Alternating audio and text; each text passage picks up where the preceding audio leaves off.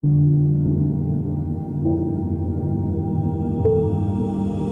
you for joining me as we look at the military rules in West Africa. If you are seeing me for the first time, fate has brought us together. Like, share, subscribe, and follow for more.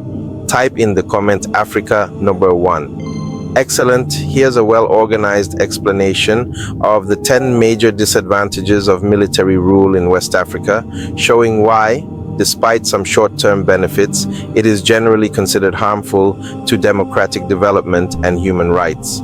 10 disadvantages of military rule in West Africa. 1. Lack of democracy and political freedom. Military regimes suspend constitutions, ban political parties, and deny citizens the right to vote or participate in governance. This destroys democratic values and silences the voices of the people. 2. Human rights violations.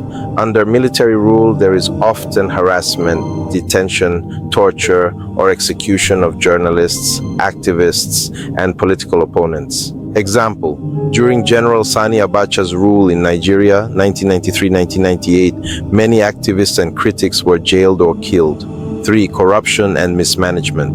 Although some military regimes claim to fight corruption, many became equally or more corrupt. Military officers often enrich themselves through oil revenues, contracts, and state assets. 4. Suppression of free press, freedom of expression, and the media are usually restricted.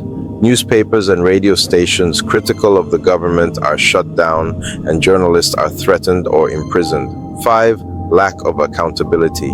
Military leaders rule by decree, meaning they are not accountable to parliament, judiciary, or the people. Decisions are made in secrecy, and there are no checks and balances. 6. Economic decline.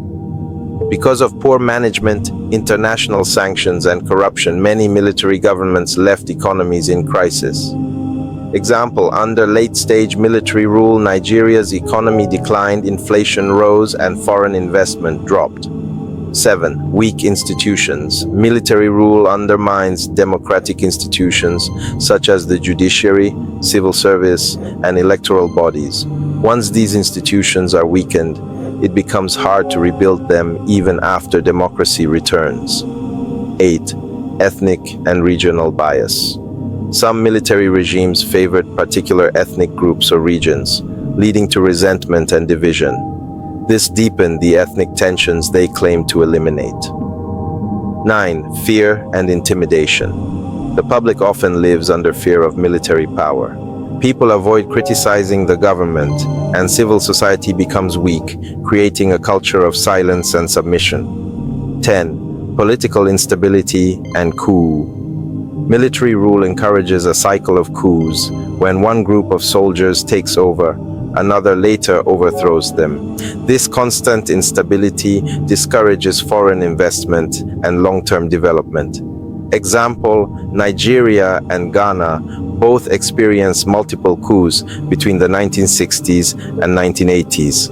Conclusion, while military governments in West Africa sometimes promised to bring discipline and development, they usually led to repression, corruption, and instability. The long-term effects weakened governance, the economy, and public trust.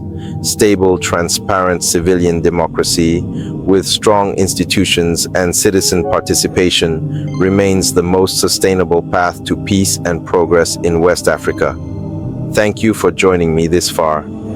If you are seeing me for the first time, fate has brought us together. Like, share, subscribe, and follow for more. Type in the comment Africa number 1.